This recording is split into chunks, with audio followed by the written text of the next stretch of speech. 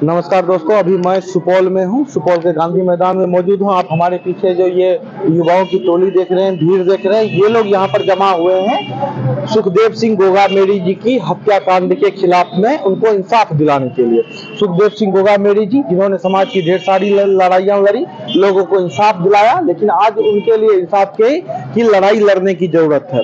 सुखदेव सिंह गोगामेड़ी जी के कार्यों को हर कोई जानते हैं, क्योंकि मैं बतला दूं कि सवर्ण समाज को जो 10% आरक्षण मिला है, आज वह सुखदेव सिंह गोगामेड़ी जी के संघर्ष और कुशल नेतृत्व का ही परिणाम है।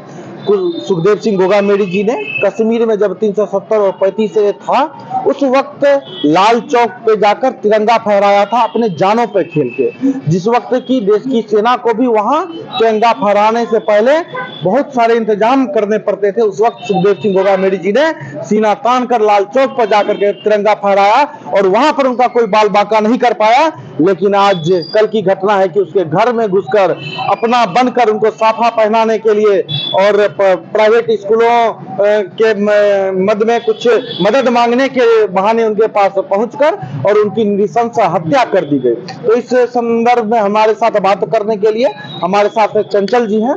मैं चंचल जी से बात करना चाहूंगा कि आप लोग जो यहाँ पर जमा हुए हैं, क्या मकसद है और क्या सब आप लोगों का आगे का प्लान है, थोड़ा हमारे दर्शकों को बताएं।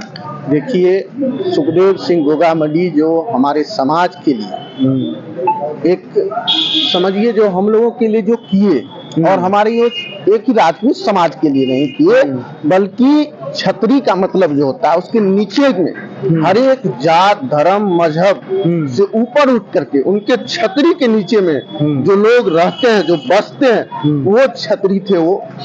और उनकी जो हत्या की गई, ये एक गहरी साजिश की तहत जो हत्या किया गया, इसकी निंदा जितनी की जाए वो कम पड़ेगा। और आज हम लोग मर्माहत हैं और हम लोगों का क्षति हुआ है।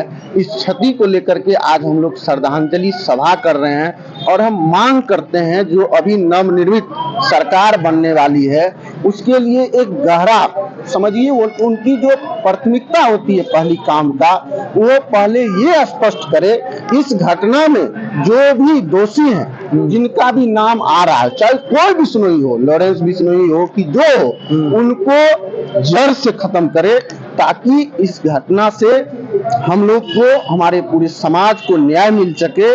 और किसी भी समाज के साथ अगर राजस्थान में या अन्य देश में अन्याय होता है तो सरकार को इस पर काम करना चाहिए, उसको जड़ से खत्म कर देना चाहिए।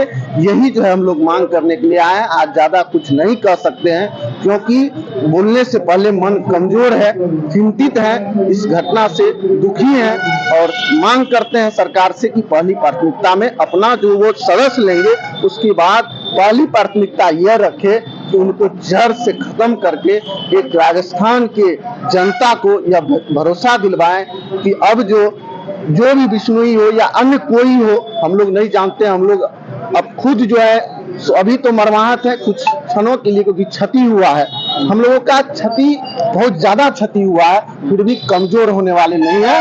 वक्त के साथ जवाब देने का हौसला हम लोग रखते हैं और पूरी ताकत के साथ जवाब देंगे इसका। अभी खुद के समाज को, अभी अपने समाज को विपत्ति में महसूस करते हैं क्योंकि सुखदेव सिंह गोगामेड़ी एक नेशनल चेहरा थे, राष्ट्रीय स्तर के चेहरा थे। बिल्कुल, बहुत ज्यादा ही जो है सो मर्माहत है, कुछ बोलने की। अच्छा, इस हत्याकांड के पीछे कुछ राजनीतिक वजह मानते हैं क्या? राजनीतिक वजह मानते हैं, राजनीतिक। अब छतरी अगर ये चाहे राजनीतिक तो हम लोग भी इसका भी जवाब देंगे, समय से बढ़िया जवाब देंगे। और इस जवाब लेने के लिए जो भी राजनीतिक व्यक्ति हो वो खड़ा रहे, तैयार रहे, हम लोग भी तैयारी से ही जवाब देंगे। और जवाब देने से पहले सोचेंगे नहीं कि अंजाम क्या होगा। अभी राजस्थान आज के तारीख में बंद है और कहा गया है कि जब तक जो हत्याकांड में लोग हैं उस लोगों को उसके अंजाम तक नहीं पहुंचा दिया जाता है, तब तक सुखदेव सिंह गोगामेड़ी जी के बॉडी को नहीं रिसीव किया जाएगा। तो बहुत जोर ताकत के साथ राजपूत करनी सेना इस लड़ाई में है। और सुखदेव सिंह गोगामेड़ी जी जब थे तो बिहार आकर के लोगों को इंसाफ की लड़ाई लड़ते थे, वो देश के तमाम जगह पे जाकर के लड़ते थे। क्या लगता है कि आज समाज उनकी इंसाफ की लड़ाई बिल्कुल दम से लड़ेंगे, अगर जान भी चली जाए तो परवाह नहीं करेंगे, क्योंकि वो हम लोग के लिए लड़ते थे, सारा समाज के लिए लड़ते थे, कोई जाति पाति नहीं करते थे। तो हम लोग का भी फर्ज बनता है, क्षत्रिय होने के नाते हम लोग भी इसको जान से खेल करके, जान से भी ऊपर उठ करके लड़ेंगे। देखिए आप लोगों के पास दो लड़ाई है। एक लड़ाई जो श्री स्वर्गीय सुखदेव सिंह गोगामेड़ी जी लड़ाई लड़ रहे थे। देखिए आप लोगों के पास दो लड़ाई है, एक जो सुखदेव सिंह गोगामेड़ी जी लड़ रहे थे और एक लड़ाई जो अब सुखदेव सिंह गोगामेड़ी जी के लिए लड़ी जानी है। तो दो लड़ाई आप लोगों को लड़नी है। क्या लगता है कि कुछ कमजोर अपने आप को फील कर रहे हैं? कहीं से कमजोर नहीं है, कहीं से कमजोर नहीं है। मरवाहत है कि एक क्षति और बहुत बड़ा क्षति हुआ जो लौट कर हम लोगों के पास नहीं आ पाएंगे, तो कमजोर नहीं है, कमजोर होने वाले नहीं है। मुस्तैदी से लड़ेंगे और बड़ी लंबी लड़ाई लड़ेंगे और इस लड़ाई के आगे जो भी आएगा उनको रोक देंगे, काट देंगे, फाड़ देंगे, जो करना पड़ेगा करेंगे। तो काफी रौद्र रूप में है। युवा करनी सेना के युवा है, राष्ट्रीय करनी सेना के, फ्रंट्स ऑफ आनंद के हो, कोसी युवा शक्ति के हो, सभी लोग इस लड़ाई में अपनी जान प्राण लगा देने की बातें कर रहे हैं।